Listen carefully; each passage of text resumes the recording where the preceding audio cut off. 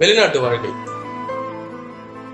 ஒரு ஆசாபாசத்தெல்லாம் திறந்து சொந்த பந்தத்தெல்லாம் விட்டு தாய் தந்தையெல்லாம் பிரிஞ்சு நண்பர்கள்லாம் பிரிஞ்சு ரொம்ப தூரம் வந்து சம்பாதிக்கலான்னு வரும். இந்த இடத்துல எந்த ஒரு இன்னல்கள் மீன் ஒரு காய்ச்சல் ஒரு தலைவலி எது வந்தாலும் பார்க்கறதுக்கு ஆள் இல்லை. ஆனால் அதுலேருந்து ஒரு சந்தோஷம் என்னன்னா வந்துட்டோம், இந்த கடனை அடைக்கணும், நம்ம ஒரு ரெஸ்பான்சிபிலிட்டி தலையில் வச்சுக்கணும், அதை தீர்க்கணும், இதெல்லாம் நினச்சி தங்களுடைய வாழ்க்கையை தியாகம் பண்ணிட்டு வெளிநாட்டில் வந்து ஒர்க் பண்ணுறாங்க.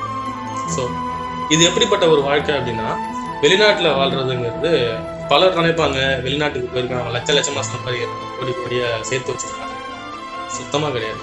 அதாவது வெளிநாட்டில் வந்து பார்த்தா தான் தெரியும் அவங்களுடைய பலி வேதனைகள் என்ன. ஒரு ஒரு தீபாவளி பொங்கல்னா கூட இறங்கி நின்று நம்மளால செலிப்ரேட் பண்ண முடியாது. அங்கே இருந்து சொல்கிறத கேட்டுக்கிட்டு ஃபோன்லேயே எல்லா சந்தோஷத்தையும் அனுபவிச்சிக்க முடியாது.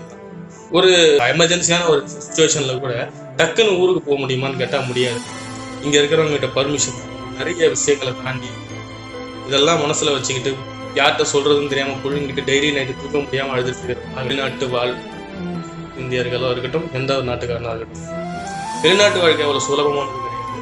எல்லாரும் நினைக்கிற மாதிரி யாரும் இங்கே வந்து லட்ச லட்சமாக சம்பாதிக்கிறவங்க கிடையாது. ஸோ இந்த பதிவு ஒரு வெளிநாடு மக்கள் எல்லாருக்குமே சமர்ப்பணம். That's all.